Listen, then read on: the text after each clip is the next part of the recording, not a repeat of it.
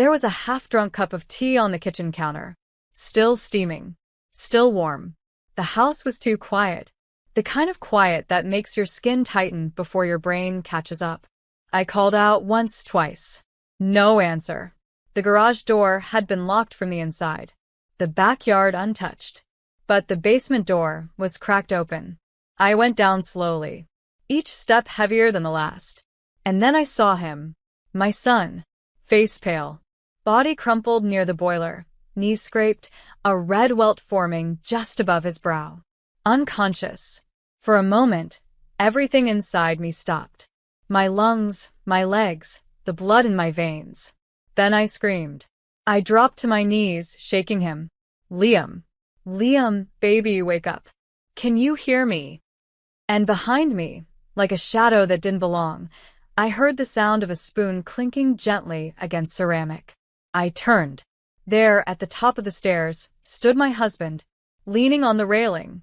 Calm. Serene. Tea in one hand. The same hand that once held our son on his first day of preschool. He defied my word, he said, like we were discussing chores. Actions meet consequences. You know that's how I handle things. I couldn't move. I couldn't even scream. My hands kept checking for a pulse, my eyes refusing to blink. Call a doctor if you want, he added casually. He'll be fine. This'll teach him. I did. Not because I believed him, but because I knew this wasn't the first time something had cracked behind his calm. When the doctor arrived, he moved with purpose. Checked my son's breathing. Monitored his pulse. Felt his head. His jaw tensed. Then, quietly, with a softness I hadn't expected, he turned to me and placed a hand on my arm. His voice dropped low, nearly a whisper. Ma'am, before your husband returns to this room, call the police. Immediately. The look in his eyes? I'll never forget it. Not fear. Not panic. Something colder. Something that said, this isn't the first boy I've seen like this. But it better be the last. I didn't hesitate. My hands shook as I dialed, but the fear in the doctor's voice overpowered everything. When the dispatcher picked up, I kept it short, just the truth, plain and cold.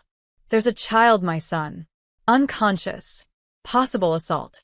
The man who did it is in the house. They asked if I felt safe. I lied. I said yes. Because if I said no, I knew they might move slower. When I ended the call, the doctor gave me a small nod. He stayed with my son. Bless him. Whispering steady reassurances into that broken quiet. I went upstairs. My husband was still at the kitchen table, tea now cold, phone in his hand. He looked up and smiled like we were just two tired parents on a Sunday afternoon. He'll be fine, he said again. You'll see. He's just like me, stubborn. I stood across the room from him, hands clenched, 100 things burning in my throat. I could have screamed. I could have thrown something. But I didn't. Because now I understood. This wasn't a sudden loss of temper. This wasn't a moment of anger. This was who he had become when no one was watching. And maybe who he always was. I called someone, I said quietly, just to be safe. He tilted his head. Over a fall? You're letting emotions cloud judgment again. That line. He always said it about my tears, about my instincts, about my warnings. And every time, I let it sink into my bones like guilt. But not today. Today, I heard something else beneath those words. Control. Justification. Power. I sat across from him, matching his stillness with mine, and whispered, You left a bruise. That's when he froze. Just slightly. A twitch behind the eye. A recalculation. And then sirens. Not close, but close enough. He stood too quickly. Tell them it was an accident, he said. Tell them he slipped. You were in the hospital for 3 days. You didn't see anything. I stared at him. Really stared. For the first time, I didn't see my husband. I saw the man my son was afraid to look in the eye. The knock was sharp. 3 beats. Firm. Final. My husband opened the door before I could move. His voice slipped into that smooth, polite tone he reserved for strangers. Officers. Is there a problem? The taller cop didn't answer right away. His eyes moved past my husband's shoulder, catching sight of the doctor crouched beside Liam, still unconscious, an oxygen mask now fitted across his face. Then his expression changed. "We got a call about a minor in medical distress," the officer said. "Step aside, sir." My husband didn't budge. "There's no emergency." He tripped. "Kids get hurt. The mother is emotional." That word again. Emotional. Weaponized like a scalpel, thin and sharp. But the officers were already stepping inside. The second one looked directly at me. "Ma'am." "Are you the one who called?" I nodded. My voice caught it first. Then, yes, I did. That's when the spell broke. My husband laughed, sharp, hollow. "You believe her? She wasn't even here. She just had surgery. She's recovering. She's not thinking straight." The taller officer ignored him, walked straight to the basement door. He looked down, saw the blood-streaked step, the corner where Liam had hit the wall. Then he glanced back. "Is this consistent with the trip?" he asked. The doctor stood up, removing his gloves slowly. His voice was calm, deadly calm. "No." His injuries suggest direct force, not a fall. My husband's smile faded. "You're not a detective. You're just a medic. And you're just a man who thinks bruises don't tell stories." I'll never forget the way those words hung in the air, like the room itself inhaled. My husband turned to me then, the charm gone, the mask gone. Just eyes now. Cold. Calculating. "I told you how I handle things," he whispered. "You made your choice." But so had I. "Officers," I said clearly, my voice louder now. "I'd like him removed from the home." They didn't wait. They asked him to sit. When he refused, they stepped in. Hands on arms. Calm. Practiced restraint. And suddenly, the man who used to call himself the head of the family was sitting on the front porch in handcuffs. Neighbors watched. The sirens had drawn a crowd. And all I did was close the door, slowly, finally. The house was quiet again. But it wasn't the same quiet. This one pulsed with something different. Relief, maybe. Or the absence of fear. Liam was transferred to the children's wing at the hospital that night. I rode in the front seat of the ambulance, while the doctor stayed in the back with him. My hands never stopped shaking. Not from panic, from the weight of what I hadn't seen sooner. At the ER desk, they gave me a clipboard full of forms. Medical releases. Statements. Questions. One asked, "Was this injury caused by someone you know?" I stared at the box. Then I checked yes. I wrote his name in full. Then I underlined it. The detective met me in a small room lined with children's art taped to the walls. She wasn't warm. She wasn't cold. Just steady. "We have some history on your husband," she said quietly. That stopped me. "History?" She nodded. "Reports from years ago. Sealed but flagged. A girlfriend. A sibling. Charges dropped. Nothing stuck. You weren't the first woman to call." My stomach twisted. I pressed a palm to my chest. "But I married him." She didn't answer. Just looked at me with those eyes that had seen too many women ask themselves the same thing. "Do you want to press full charges?" she asked.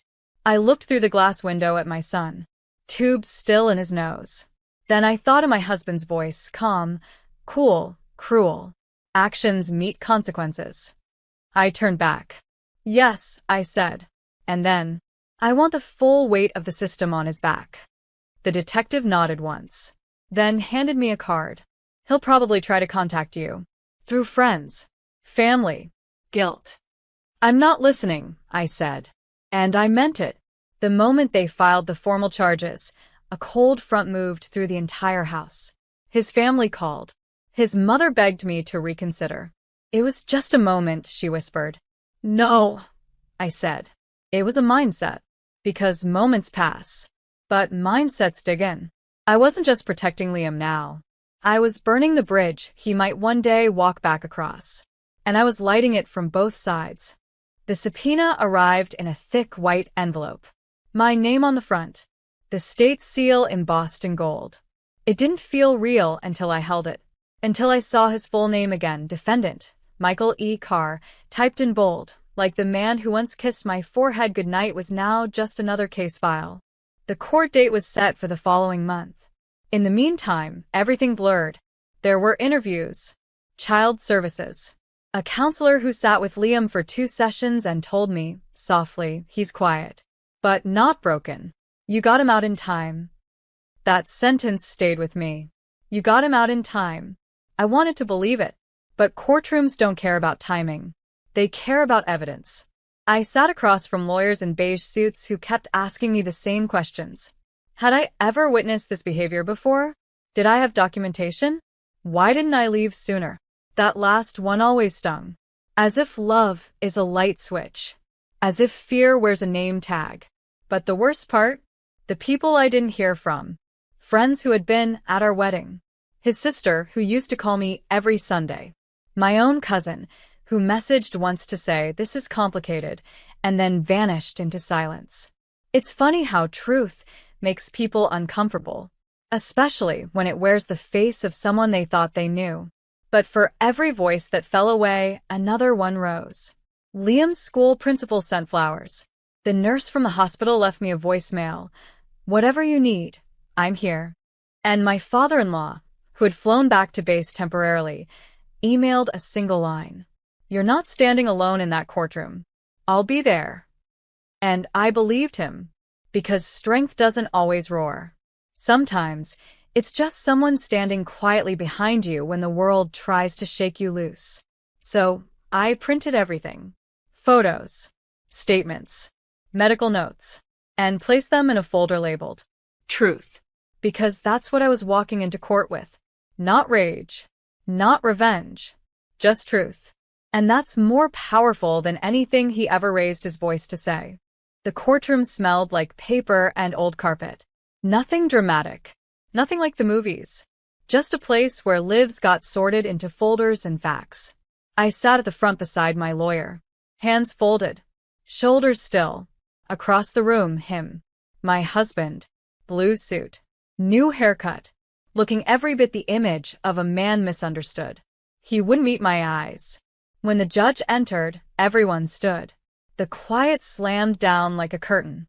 And then it began. They started with the incident report, the 911 call, the paramedic statement, then the doctor. Calm, precise, professional.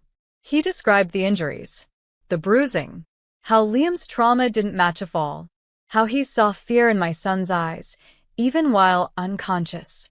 My husband's lawyer objected to emotional inference. The judge overruled it. Then came me. I stood, walked to the center, felt everyone's eyes on my spine. They asked me questions. I answered with facts. No theatrics. No tears. Just. I wasn't there when it happened, but I heard what he said after. He told me, actions meet consequences. I watched the jury shift. Some leaned forward. One shook her head. Then came the hardest part. The video. Not from the basement. From the baby monitor. Footage my husband didn't know was rolling, installed after Liam had started waking up with nightmares. There he was, standing over our son. Voice calm. You disobeyed. So you don't eat. My hands clenched. My jaw locked. The video stopped. Silence. And then for the first time he broke. Slouched forward. Elbows on the table. Face pale. It was over. Not legally. Not yet. But the image was burned now. Into the court. Into every eye that saw. This wasn't about whether he'd be charged. It was about the story finally being told. And no amount of silence could protect him from it anymore. The verdict came faster than I expected. 2 days. Not weeks. Not months. Guilty of misdemeanor child endangerment. Guilty of obstruction. Guilty of emotional abuse under civil statute. He wouldn't go to prison. But the sentence was clear. Probation. Mandatory counseling. No unsupervised contact with minors. And a full restraining order, filed in both mine and Liam's names. The judge didn't lecture. He didn't raise his voice. He just looked at my husband, the man who used to hold court at every dinner table, and said, You broke something that will take this child years to unlearn. That will echo inside his trust. That is what you're being punished for. The gavel came down. And just like that, the man who once insisted on control had none left. He looked at me then. First time since the day he was cuffed. His mouth opened like he had something to say. But I stood, turned, and walked out. Outside the courthouse, my father-in-law was waiting. No uniform this time. Just jeans, a simple jacket, and a look I'll never forget. Not pride, not sympathy. Just quiet presence. He didn't ask what happened. Didn't need to. I hugged him, tighter than I ever had. And for the first time in months, I cried. Not because I was broken, because I had survived it. And so had Liam. That night, as I tucked my son into bed, he looked up and whispered, "Is he gone?" I nodded. "He's gone, sweetheart. And he's not coming back." He closed his eyes. And for the first time in a long time, he slept without flinching. There's a moment that comes long after the storm. Not with thunder, not with a crack. Just stillness.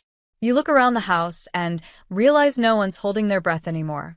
No one's walking on eggshells. No one's afraid of the silence.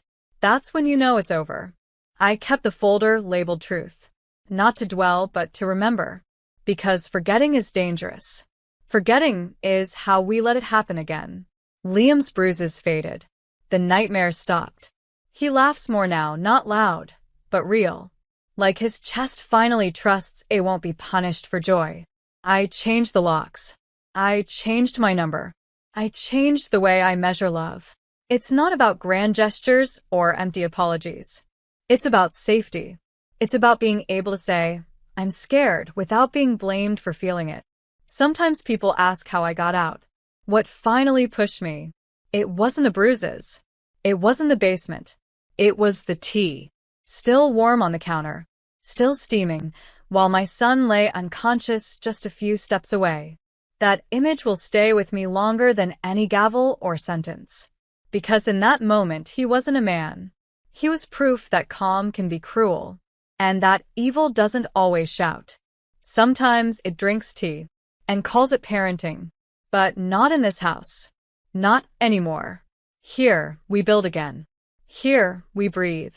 Here, we choose softness and never call it weakness again.